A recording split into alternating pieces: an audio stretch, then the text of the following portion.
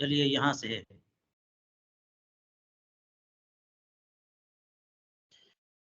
بسم اللہ الرحمن الرحیم نحمده ونصلي ونسلم على رسوله الكریم اما بعد علامہ زین الدین ابن نجیم مصری رحمہ اللہ تعالی کی مشہور زمانہ کتاب الاشباح والنظائر کے فن ثانی کا درس جاری ہے، اور فن ثانی میں کتاب السیر میں تکفیر اور اکفار کے مسائل.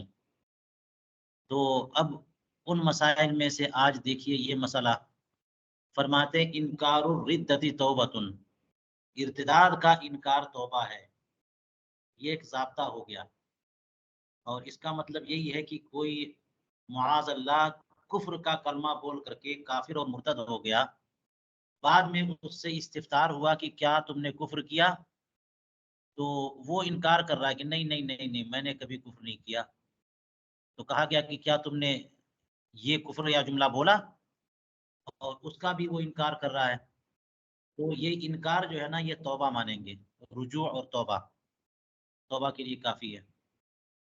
جی خاص اسی جملے سے انکار کر رہا ہے تو یہ انکار توبہ ہے. فَإِذَا شَهِدُوا عَلَى مُسْلِمٍ بِالرِّدَّةِ وَهُوَ مُنْكِرٌ لَا يُتَعَرَّضُ لَهُ، تو جب کسی مسلمان پر ارتداد کی گواہی گواہوں نے دی اور وہ انکار کر رہا ہے ارتداد کا، گواہوں نے تو گواہی دے دی لیکن وہ منکر ہے، تو ایسی صورت میں تو یہی ہوتا ہے نا کہ اگرچہ وہ منکر ہو لیکن گواہوں نے گواہی دے دی تو حجت ملزمہ، گواہی جو ہے وہ بینہ ہے، اگر عادل گواہ ہیں تو حجت ملزمہ الزام تو آتا ہے. لیکن یہاں پر چونکہ انکار توبہ ہے، لہذا کہتے ہیں کہ لا یتعرض لہ، اس سے تعرض نہیں کیا جائے گا، چھوڑ دیا جائے گا. اگرچہ گواہی جو ہے نا عادل گواہوں کی گواہی گزر چکی، پھر بھی اس سے تعرض نہیں کیا جائے گا. اس کو اس درجے میں لیں گے کہ گواہوں نے گواہی دے دی تو کفر ثابت ہو گیا، اور یہ انکار کر رہا ہے تو اس کا مطلب یہ ہو گیا کہ یہ توبہ کر رہا ہے، رجوع کر رہا ہے، اس معنی میں لیں گے. تو یہ جو کہا لا یتعرض لہ، اس کا مطلب ہے لا لتکذیب الشہود، اس لیے نہیں کہ گواہوں کی تکذیب کرنی ہے. اور یہ والعدول جو ہے نا واضح یہی ہے کہ واو یہاں پہ مقامہ ہے، اور واو ہونی نہیں چاہیے یہاں پہ، لتکذیب الشہود العدول. ٹھیک ہے، کسی نسخے میں ہے؟ اس نسخے میں ہے لا لتکذیب الشہود العدول. عادل گواہوں کی تکذیب تو نہیں کر سکتے، تو یہ جو تعرض نہیں کیا جا رہا ہے اس وجہ سے نہیں کہ عادل گواہوں کی تکذیب ہو رہی ہے، بلکہ ان کی گواہی تو قبول ہے، لیکن یہ جو تعرض نہیں ہو رہا ہے اس کی وجہ ہے لأن انکارہ توبۃ ورجوع، اس کے انکار کو توبہ اور رجوع مان لیں گے. ایسے ہی یہ مسئلہ فتح القدیر میں لکھا ہے. اگر آپ کہو کہ اس سے پہلے، یعنی ہو سکتا ہے فتح القدیر کی طرف اشارہ ہو کہ اس میں اس سے پہلے کہہ چکے کہ وَتُقْبَلُ الشَّهَادَةُ بِالرِّدَّةِ مِنْ عَدْلَيْنِ، کہ دو عادل گواہوں سے ارتداد کی گواہی قبول کی جائے گی، یعنی ارتداد ثابت ہو جائے گا. فما فائدتہ، تو یہ ارتداد کی گواہی قبول کر لی جائے گی، ارتداد ثابت ہو جائے گا، تو ثبوت ارتداد اور قبولیت شہادت کا فائدہ کیا ہوا پھر، جب تعرض بھی نہیں کرنا ہے اس سے. تو جب اسے تعرض ہی نہیں کرنا ہے تو پھر فائدہ ہوا کیا گواہی کی قبولیت کا؟ جواب میں کہتے ہیں کہ ثبوت و ردتی بشہادتی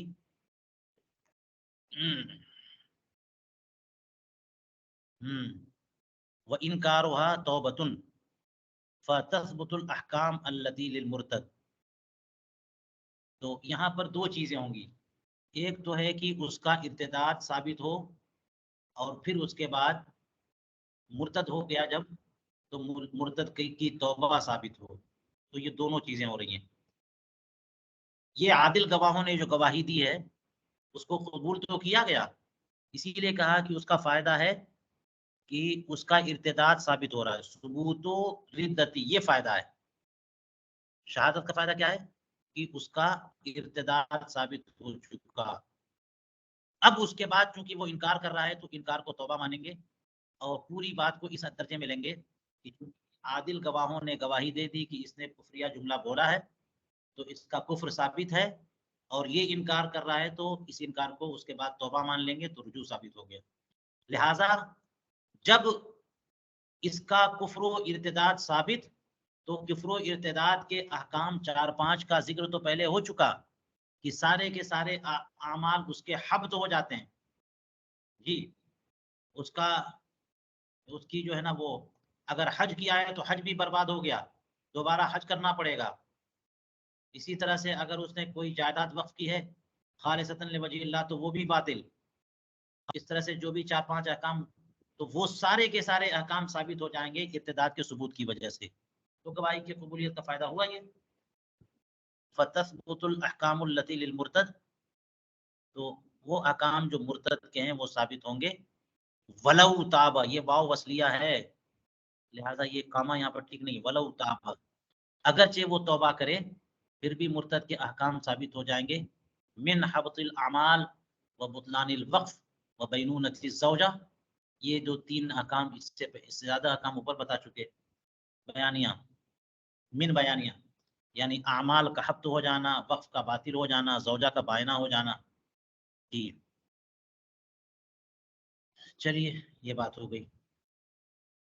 اب یہ جو کہا انہوں نے کہ لا یتعرض لہ، یہاں پہ کہتے ہیں کہ ان کا یہ کہنا لا یتعرض لہ، اس سے تعرض نہیں کیا جائے گا.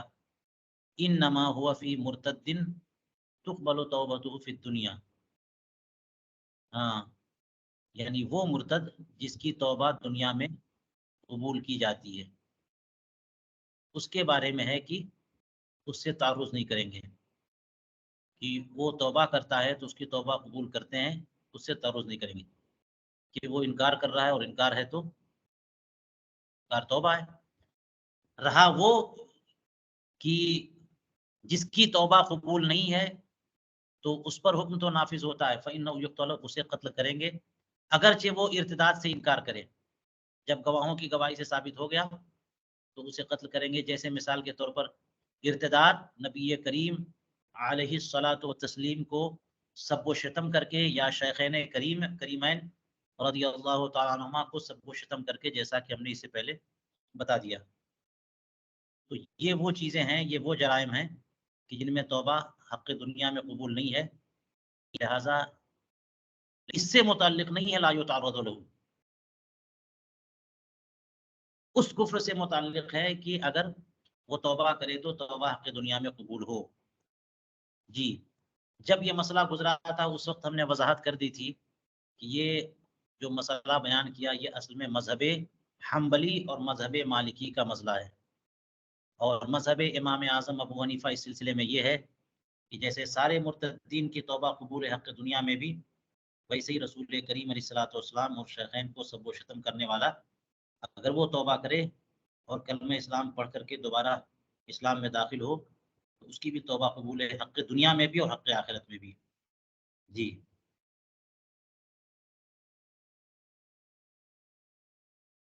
تو اس عبارت کی وجہ سے کوئی یہ نہ سمجھے کہ یہی مفتہ بھی قول ہے. چلیے واختلفوا فی تکفیر معتقد قطع المسافۃ البعیدۃ فی زمن یسیر للولی. اب ایک مسئلہ یہاں پہ یہ بیان کر رہے ہیں کہ ولی جو ہوتے ہیں وہ کیا مختصر سی مدت میں دور دراز کی مسافتیں طے کر لیتے ہیں. یہ ایک مسئلہ ہے اور اس کے بارے میں یہ کہہ رہے ہیں کہ مسافت بعیدہ طے کرنے کا معتقد جو ہے جو یہ مانتا ہو کہ اولیاء کرام طے کر سکتے ہیں، اس کی تکفیر میں اختلاف ہے. اس کی تکفیر میں اختلاف ہے یعنی اس کا مطلب یہ ہوا کہ بعض فقہا یہ کہتے ہیں کہ یہ کفر ہے اور بعض کہتے ہیں کہ یہ کفر نہیں ہے. یہ مسئلہ جو ہے ذرا ایک عجیب سا مسئلہ لگے گا آپ کو، اور اس کی تحقیق جو ہے وہ علامہ پیری زادہ نے اپنی کتاب میں کر دی ہے، پیش کی ہے. کیونکہ اس سے یہ لگتا ہے کہ جو فقہائے کرام یہ کہتے ہیں کہ مسافت بعیدہ کو مختصر زمانے میں طے کر لینا، یہ اگر کوئی دعویٰ کرے تو یہ کفر ہے، کوئی مانتا ہے تو یہ کفر ہے، کیونکہ یہ خاصیت انبیاء کرام علیہم الصلوۃ والسلام کی ہے اور یہ معجزہ ہے۔ اگر کوئی دعویٰ کرتا ہے تو یہ معجزے کا دعویٰ ہوگا۔ تو اس قدر بات تو صحیح ہے کہ غیر نبی اگر نبی کا اگر معجزے کا دعویٰ کرے تو اس کی تکفیر ہوگی۔ اسی طرح سے اگر جو ہے وہ غیر نبی نبوت کا دعویٰ کرے، جیسا کہ آپ کو یہ مسئلہ معلوم ہوگا، تو اس سے اگر کوئی معجزے کا مطالبہ کرے تو ہمارے علماء فرماتے ہیں کہ اس کی تکفیر کی جائے گی، کیونکہ معجزہ یہ خاصیت ہے انبیاء کرام کے لیے، اور غیر نبی سے معجزہ نہیں ہے، غیر نبی سے کرامتوں کا صدور ہوتا ہے، نہ کہ معجزہ۔ تو یہ جو ہے مسافت بعیدہ طے کر لینا مختصر وقت میں، پل بھر میں جو ہے نا ہزاروں ہزار کلومیٹر چلے گئے، یہاں سے وہاں چلے گئے، دور دراز کی مسافت طے کر لی، یہ انبیاء کرام کا معجزہ ہے۔ لہٰذا کوئی حضور کریم علیہ السلام کے بعد کوئی اس بات کا دعویٰ کرے گا تو وہ کافر ہو گیا، اور کوئی کسی کے لیے مانے گا تو وہ بھی کافر ہو گیا۔ تو ولی کے لیے بھی کوئی مانے گا تو اس کی تکفیر ہوگی۔ یہ بعض علماء نے فرمایا، لفظ اختلافو سے یہ بات معلوم ہوئی کہ بعض لوگ تکفیر کرتے ہیں، بعض لوگ تکفیر نہیں کرتے، اور ظاہر یہی ہے کہ تکفیر نہیں کی جائے گی، اس لیے کہ مسافت بعیدہ کو مختصر وقت میں قطع کر لینا یہ معجزہ ہی ہو اور کرامت نہ ہو، اس کے لیے دلیل چاہیے جی۔ اور یہ ہے کہ اصل میں جو انبیاء کرام علیہم الصلوۃ والسلام کے معجزات ہیں، وہ ان سارے معجزات عموماً ان جیسا عمل اگر کسی امتی سے ہو تو وہی کرامت ہے۔ تو معجزے اور کرامت میں جو فرق ہے وہ خرق عادت اور غیر خرق عادت کا مسئلہ نہیں ہے، دونوں خرق عادت ہی ہیں، کہ دونوں میں جو فرق ہے وہ ہے تحدی اور غیر تحدی کا، کہ انبیاء کرام ہیں چیلنج کرتے ہیں، پھر ان سے کوئی مطالبہ کرتا ہے تو اپنی صداقت پر وہ خرق عادت عمل پیش کرتے ہیں، یہ ہے معجزہ۔ اور بغیر تحدی کے اگر ایک ولی سے کوئی ایسا خرق عادت عمل صادر ہو وہ کرامت ہے۔ تو تحدی اور غیر تحدی کا فرق ہے، یہ فرق تھوڑی ہے کہ جناب اولیاء کرام سے جو ہے وہ خرق عادت ایسا عمل ہو سکتا ہے جو خرق عادت سے بھی کم ہو، اور انبیاء کرام سے خرق عادت ہو۔ لہٰذا قطعی مسافت بعیدہ جس کی بات آئی ہے یہ تو اولیاء کرام سے بھی ہو سکتا ہے۔ بہت مثالیں ہیں جناب، مختصر سے وقت میں مدینہ منورہ چلے گئے، مکہ مکرمہ چلے گئے، غوث پاک رضی اللہ تعالیٰ کے واقعات میں صحیح سند سے بیت الاسرار شریف میں لکھا ہے، کتنے واقعات ہیں۔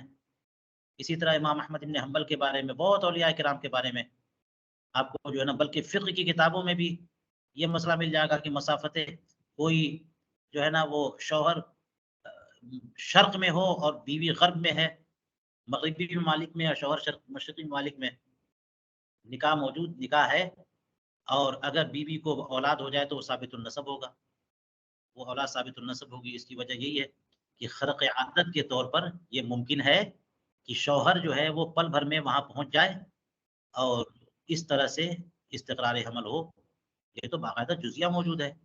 تو اس لیے بعض لوگوں نے تکفیر کی ہے، تو کیا وجہ ہے؟ یہی سب وجہ ہو سکتی ہے، لیکن اس سے سمجھ میں آ گیا کہ راجح یہی ہے کہ تکفیر نہیں ہوگی جی۔ ٹھیک ہے، کہتے ہیں کہ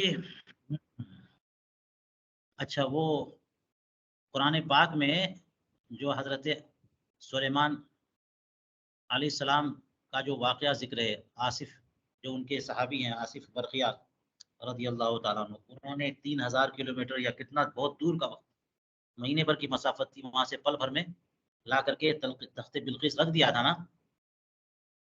تو کیسے رکھ دیا تھا؟ مسافت بعیدہ قطع کی انہوں نے مختصر سے وقت میں، تو یہ تو ثبوت ہے جی۔ ہاں، یہ کوئی کہہ سکتا ہے کہ آصف برقیہ کی یہ کرامت حضرت سلیمان علیہ السلام کا معجزہ ہے جی۔ تو یہ تمام اولیاء کرام کے لیے یہ بات کہی جاتی ہے کہ ہر ولی کی کرامت، جس نبی کی وہ امت ہے، وہ ولی کی کرامت اس نبی کا معجزہ ہے، کیونکہ اسی نبی پر ایمان لانے کی وجہ سے ان کو یہ سعادت ملی ہے۔ ہاں یہ فرق ضرور ہے کہ معجزات جو انبیاء کرام کے ہوتے ہیں عموماً وہ تحدی کے ساتھ ہوتے ہیں، اور اولیاء کرام کی کرامتیں بغیر تحدی کے، ٹھیک ہے، لیکن خرق عادت دونوں ہیں۔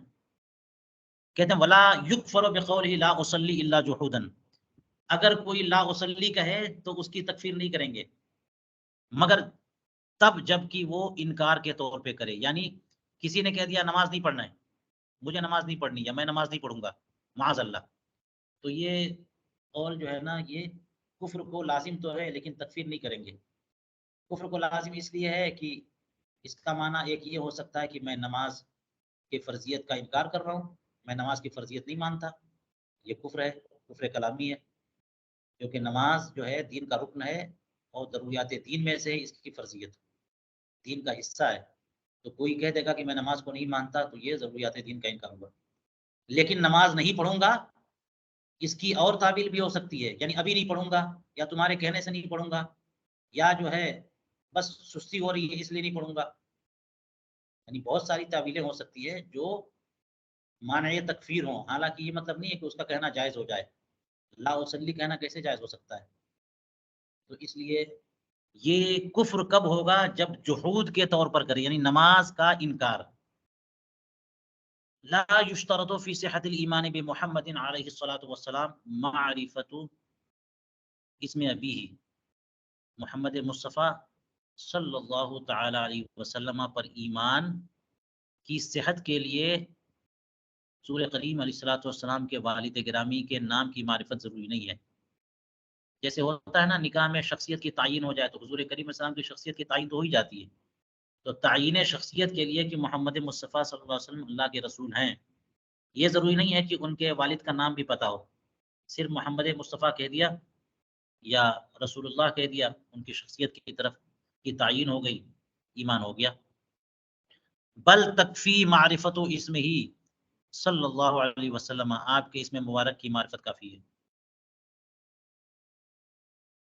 وصف اللہ تعالی بحضرت زوجتی فقالت كنت ظننت ان اللہ تعالی فی السماء کفرت، کہتے ہیں کہ اس نے یعنی شوہر نے اپنی بیوی کی موجودگی میں اللہ تبارک و تعالیٰ کے کچھ اوصاف بیان کیے۔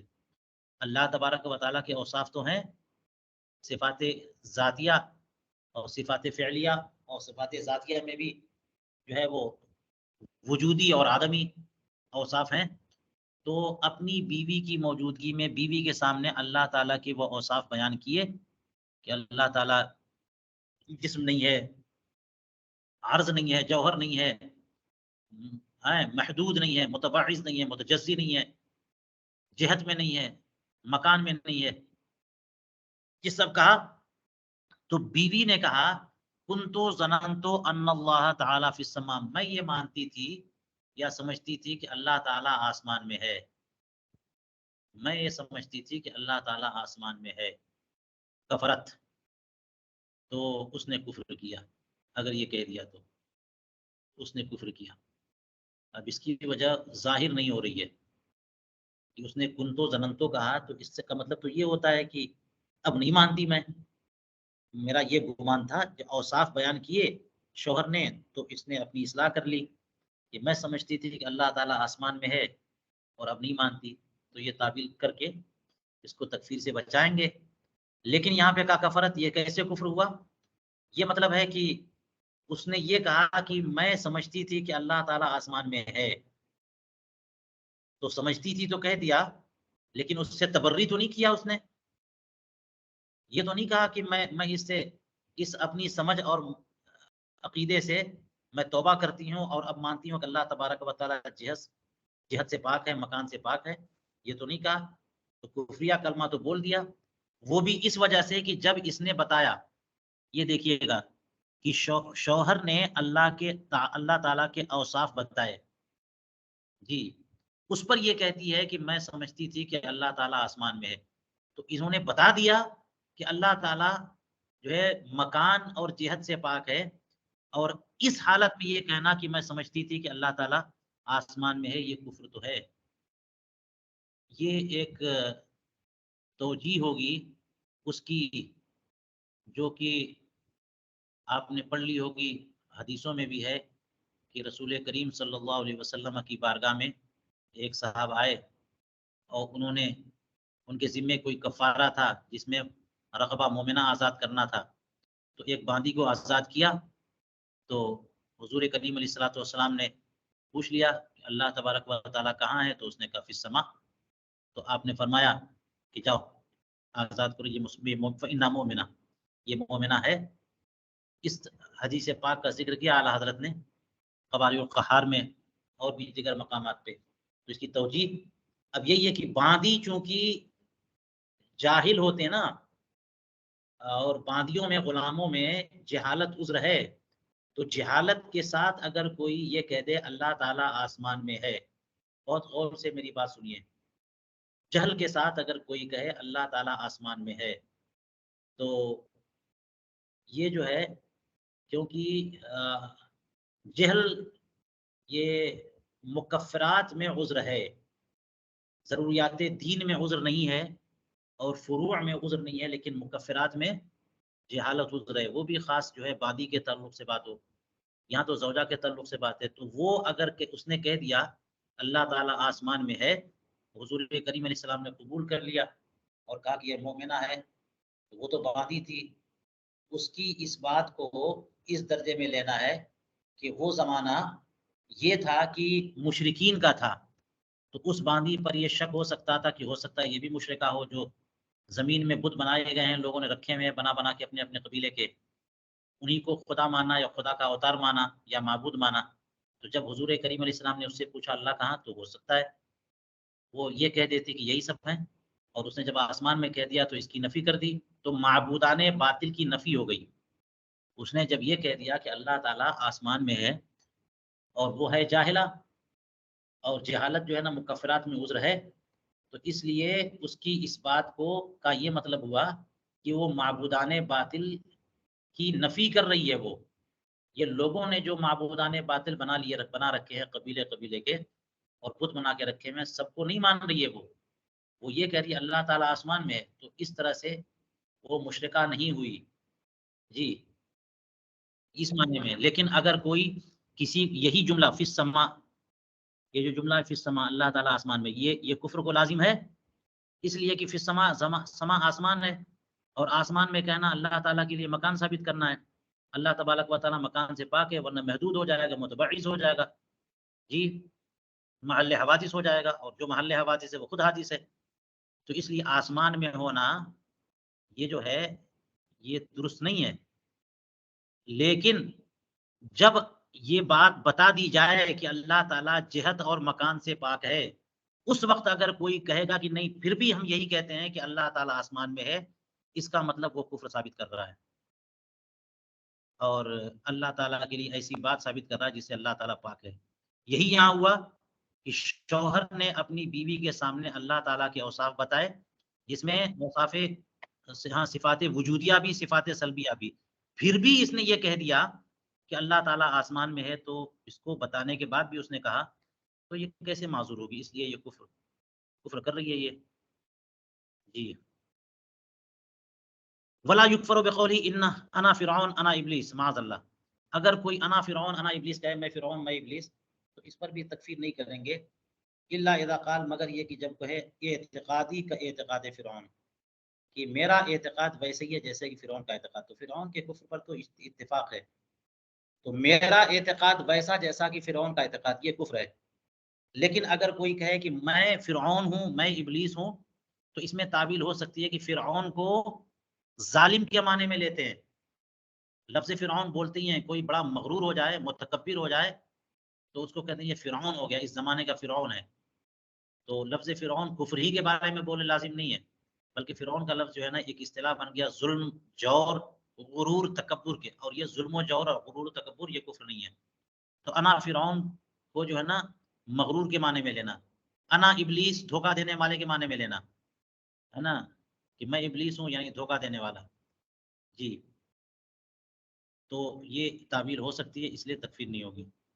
وَاخْتَلَفُوا فِي كُفْرِ مَنْ قَالَ عِنْدَ الْاِعْتِذَارِ كُنْتُ كَافِرًا فَأَسْلَمْتُ، اور جس نے اس بندے کے کفر میں اختلاف ہو گیا جس نے اعتذار کے وقت کہا کہ میں کافر تھا تو مسلمان ہو گیا. یعنی اعتذار جب کچھ جو ہے وہ کوئی پھسان ہوئی، اس کو کوئی مسئلہ ہوا، تو اس نے اعتذار اور معذرت کے طور پہ کہا کنتو کافرا فاسلمت. یہ ایک بڑی مشکل عبارت ہے اور میں نے اس پہ غور کیا اور ابھی بھی غور کر رہا ہوں. تو اس کی ایک توجہ یہ بنتی ہے کہ مثال کے طور پر وہ جیسے کفر کے احکام میں سے آپ نے پڑھ لیا کہ یہ احکام ہیں اور ان میں یہ ہے کہ سارے کے سارے اعمال حبط ہو جاتے ہیں. تو اسی طرح سے بہت ساری ذمہ داریاں بھی ختم ہو جاتی ہیں، نمازیں اکارت چلی جاتی ہیں اور نکاح ختم ہو گیا. جی، تو انہی سب امور کی وجہ سے اس نے ایک بہانہ بنایا کہ جب میں پھنسوں گا تو یہ کہہ دوں گا کہ میں کافر ہو گیا تھا اور اب میں مسلمان ہو گیا. تو مقصد یہ ہے کہ وہ بہانہ سازی کہ میرے اوپر جتنے بھی قرض تھے وہ سب کے سب ختم ہو گئے، نمازیں جتنی تھیں وہ سب کے سب ختم ہو گئیں، اور میری بیوی جو ہے وہ نکاح سے نکل گئی ہے. بیوی اپنے شوہر کے نکاح سے نکلنا چاہتی تھی، اس نے کہا میں کافر ہوئی اور اب میں مسلمان ہو گئی. یہ بہانہ سازی کے لیے اس نے یہ کہا. تو یہ بہانہ بنایا کہ میں کافر ہو گیا تھا یا کافر ہو گئی تھی اور اب میں مسلمان ہو گیا یا ہو گئی. یہ کس لیے؟ وہی حیلہ جوئی کے لیے. تو اب اس کی تکفیر کریں گے کہ نہیں کریں گے؟ ایک قول یہ ہے، جب انہوں نے کہہ دیا وقت تلفظ، اس کا مطلب ایک قول یہ ہے کہ تکفیر ہوگی، کیونکہ اس نے دین کے معاملے کو ہلکے میں لیا نا. حالانکہ یہ بول رہا ہے فاسلم تو، یہ تو بول رہا ہے فاسلم تو، یہ تو اعتبار اس کا کیا جائے گا. لیکن حالانکہ اس نے کفر نہیں کیا تھا، لیکن اس نے کیا کہہ دیا؟ کن تو کافرن، میں کافر تھا اور میں مسلمان ہوں. یہ بہانہ سازی کے لیے کہ وہ حالت کفر میں بہت سارے احکام نہیں ہوں گے، میرے اوپر زکوٰۃ نہیں ہوگی تو میری زکوٰۃ کا مطالبہ نہیں ہوگا، میرے اوپر جہاد کا حکم نہیں ہوگا تو جہاد پہ جانے پر میں مواخذہ نہیں ہوگا، وغیرہ وغیرہ جو بھی صورت ہو.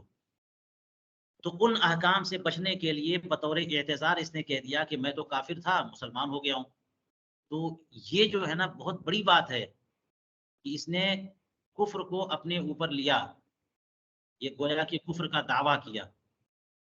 تو معاملہ ایمان اور دین اور کفر کو ہلکے میں لینا، اس وجہ سے اس کی تکفیر ہوگی.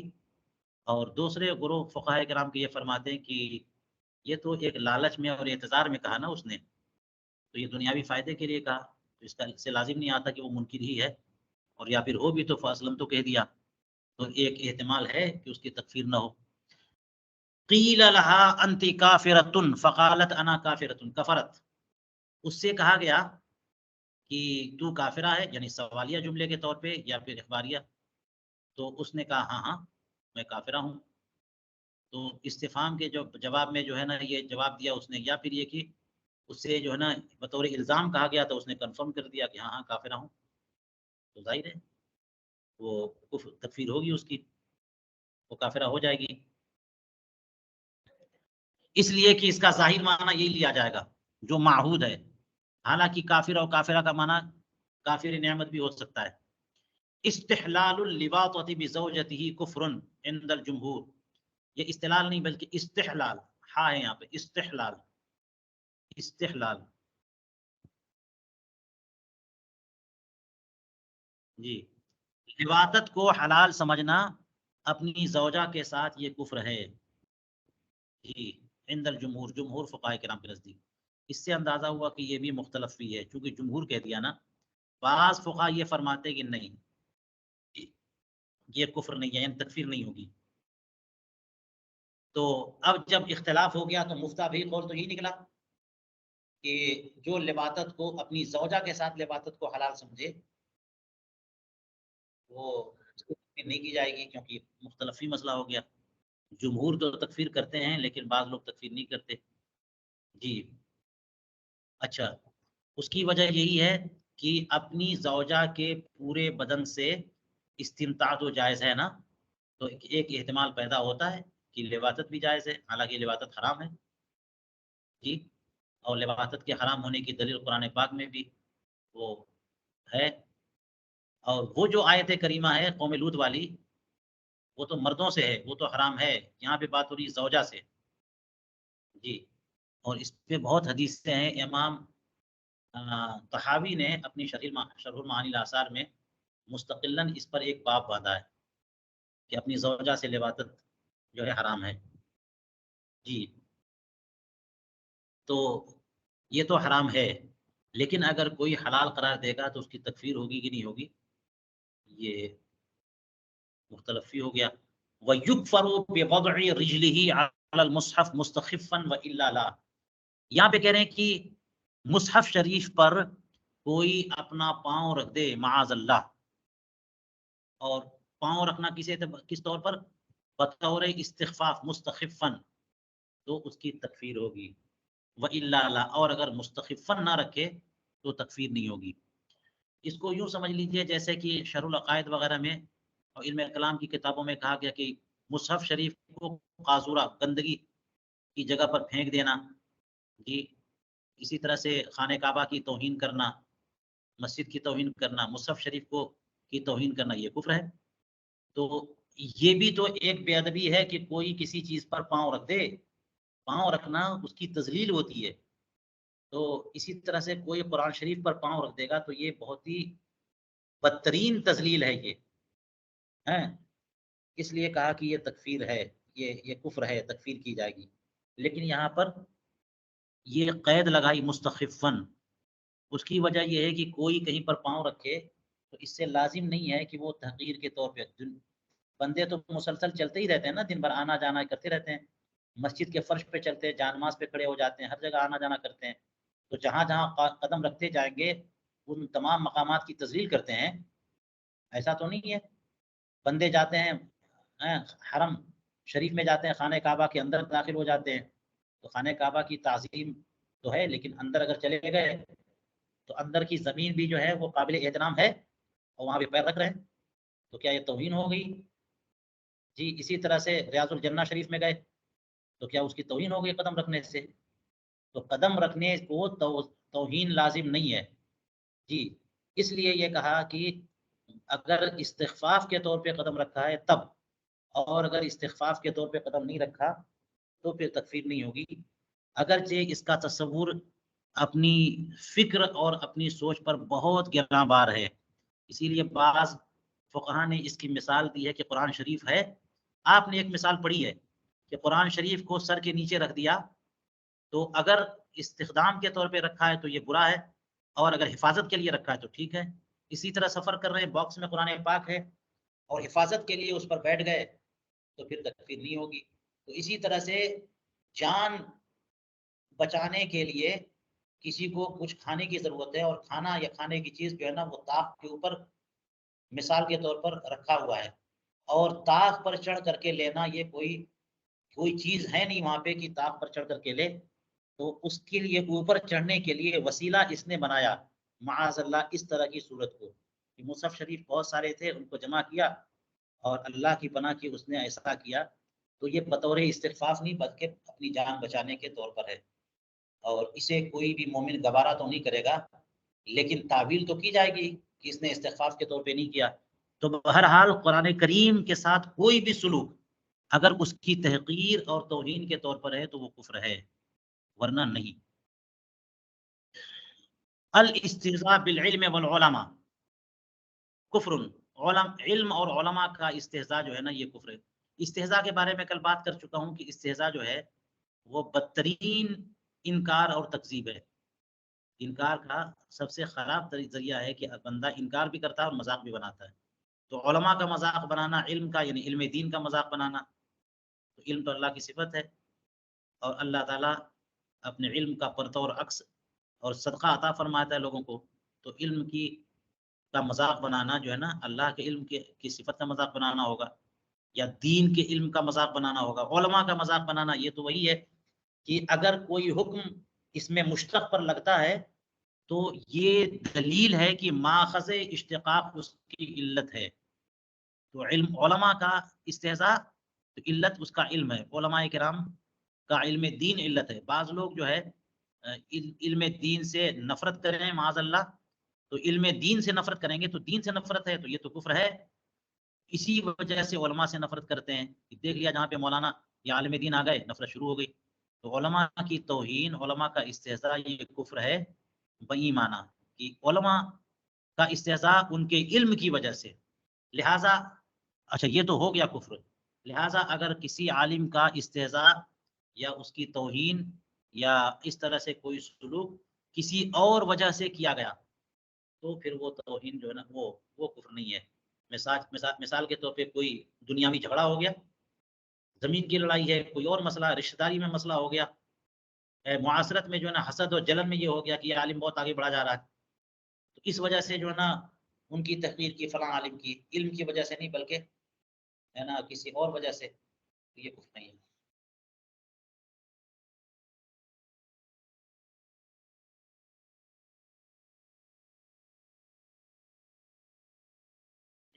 چلیے اور دیکھیے یہاں پر ایک بات اور کہتے ہیں، وَيُكْفَرُ بِإِنْكَارِ أَصْلِ الْوِتْرِ وَالْأُضْحِيَّةِ وَبِتَرْكِ الْعِبَادَةِ تَهَاوُنًا اے مستخفاً. اصل وطر اور اصل اضحیہ کا انکار بھی کفر ہے، تو اکفار ہوگا یعنی تکفیر کی جائے گی.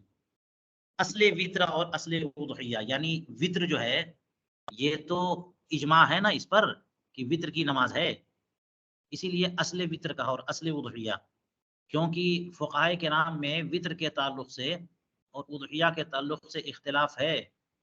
ہمارے امام صاحب وطر کو واجب مانتے ہیں، امام شافعی اور بعض لوگ وطر کو واجب نہیں مانتے، سنت مانتے ہیں. اضحیہ کو ہمارے یہاں واجب مانتے ہیں، قربانی کرنا واجب ہے صاحب نصاب پر. باقی لوگوں کیا، بہت سارے لوگوں کیا یہ واجب نہیں ہے، یہ سنت ہے جی. تو اس لیے جو ہے اگر کوئی وطر کے وجوب کا منکر ہو یا اضحیہ کے وجوب کا منکر ہو تو یہ کفر تھوڑی ہے. کوئی کہے کہ وطر واجب نہیں ہے، اضحیہ واجب نہیں ہے، تو بعض امام تو کہتے ہیں ایسا. لیکن اصل وطر ہی کا انکار کر دے کوئی، اصل اضحیہ کا انکار کر دے کہ یہ وطر کوئی نماز نہیں ہے اور قربانی جو ہے نا یہ سب کوئی عبادت نہیں ہے، یہ کفر ہے. کیونکہ اس پر اجماع امت قائم ہے اور تواتر سے ثابت ہے، اور سواد اعظم کا اسی پر اتفاق ہے کہ نماز قربانی ہر سال ہے اور وطر بھی ایک نماز ہے. کہتے ہیں وہ بہتر کی عبادت تہاونن، اور تکفیر کی جائے گی عبادت کو بطور استخفاف چھوڑ دینے سے. تہاونن کا معنی بتایا مستخفن ہے نا، ورنہ تہاون جو ہے نا لفظ سستی کے معنی میں بھی بولتے ہیں، لیکن یہاں پہ تہاون کے ساتھ آئی کہہ دیا، یعنی عبادت، نماز، روزہ، زکوٰۃ، کوئی بھی عبادت جو ہے اگر اس کو گھٹیا اور معمولی اور حقیر سمجھ کر کے چھوڑا ہے کہ یہ نماز جو ہے نا کوئی ایسی عبادت تھوڑی ہے کہ اس کو کرنا ہو معاذ اللہ، تو استخفاف ہو گیا. اور ضروریات دین کا استخفاف یہ کفر ہے، انکاری کے درجے میں. تو تہاون یعنی مستخفن.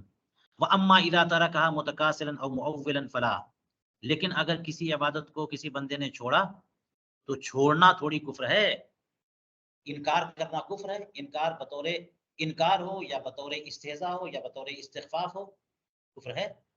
لیکن محض ترس ہو سکتا ہے چھوڑا بندے نے سستی کی وجہ سے ہے، تو متکاسلن چھوڑنا کسل اور سستی کی وجہ سے، او معولن یا پھر تعویل کے طور پر کہ وہ کوئی تعویل نکال رہا ہے کہ ہاں ہاں قرآن پاک میں نماز کا ذکر ہے، حج کا ذکر ہے، لیکن یہ تو خاص لوگوں کے لیے، ہر بندے کے لیے تھوڑی ہے. کوئی اس طرح کا اگرچہ تعویل باطلی، یہ سب باطل تعویل تو ہوگی، اگرچہ باطل تعویل ہی کے ذریعے، لیکن تعویل کرتے ہوئے وہ چھوڑ رہا ہے تو وہ اعتقاد تو نہیں بنا رہا ہے نا کہ اسلام کی کوئی چیز ضروری ہے اور میں اس کو نہیں مانتا.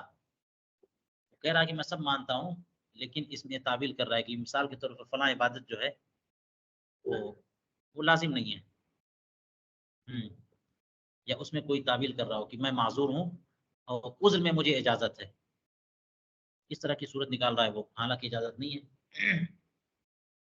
چلیے، تو سستی اور تکاسل کی وجہ سے یا تعویل، کسی اگرچہ تعویل باطل ہو، تعویل کے طور پر جو ہے نا وہ چھوڑ رہا ہے عبادت، تو غلط تو ہے لیکن کفر نہیں ہے. وہی فی المشتبہ، یہ مسئلہ جو ہے نا مشتبہ میں ہے جو قدوری کی شرح ہے. کہہ رہے ہیں یکفر بادعاء علم الغیب، علم غیب کے ادعا سے بھی تکفیر کی جائے گی. اور علم غیب جب الف لام کے ساتھ ہے تو کل غیب مراد ہے نا، اسی لیے ہمارے علماء نے فرمایا علم غیب اور علم الغیب اس میں فرق کیا جاتا ہے. الف لام استغراق کا ہو جائے گا نا تو یہ صفت الہی ہے، کسی کو یہ نہیں کہیں گے. اور علم غیب بلا شبہ اللہ تعالیٰ کی عطا سے رسول کریم علیہ السلام کو، انبیاء کرام کو، ان کے وسیلے سے اولیاء کرام کو بھی ملتا ہے. تو علم غیب کا جو دعویٰ کرے گا وہ کافر ہو جائے گا، کیونکہ علم غیب اللہ تعالیٰ کی صفت ہے. جی. اور اس لیے اگر کوئی علم غیب کا دعویٰ کرے یعنی بطور ذاتی نہیں بلکہ عطائی، کہ مجھے بھی اللہ تعالیٰ کی عطا سے کچھ نہ کچھ علم غیب ہے بطور کشف یا بطور الہام، تو وہ تکفیر، اس کی تکفیر نہیں کی جائے گی. لیکن علم غیب ذاتی کا کوئی دعویٰ کر دے یا کل غیب کا دعویٰ کر دے، یہ سب کفر. وَتُكْفَرُ بِقَوْلِهَا لَا أَعْرِفُ اللَّهَ تَعَالَى. اور عورت اگر یہ کہہ دے کہ میں اللہ کو نہیں جانتی معاذ اللہ، تو اس کی تکفیر کی جائے گی. اس لیے کہ ماننا، اللہ تعالیٰ کو ماننا یہ تو ضروریات دین سے ہے نا، اور ماننا جاننے کو لازم ہے. جب جانتی ہی نہیں تو مانتی کیسے؟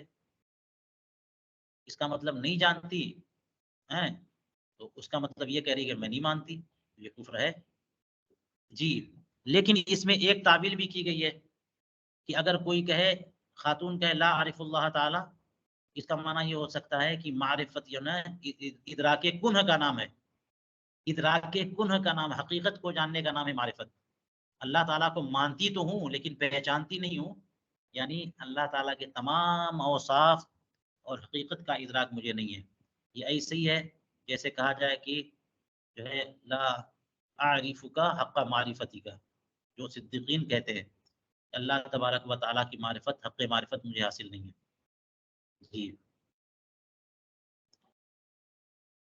الاستہزاء بالاذان کفر لا بالمؤذن. اذان کا استہزاء کفر ہے، مؤذن کا استہزاء نہیں.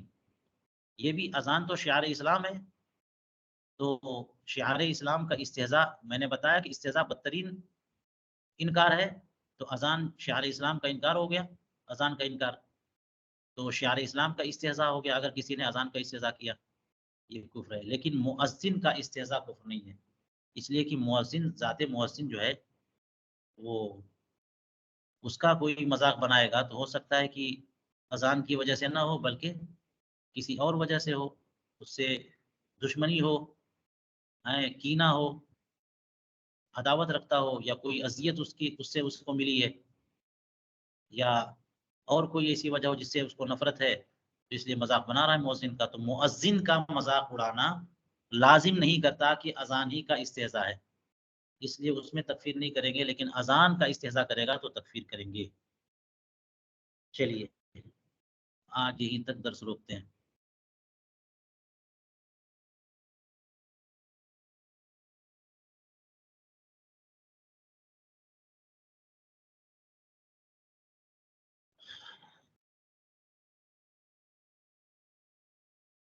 ریکارڈنگ بند کیجئے اور پھر سوالات کریے.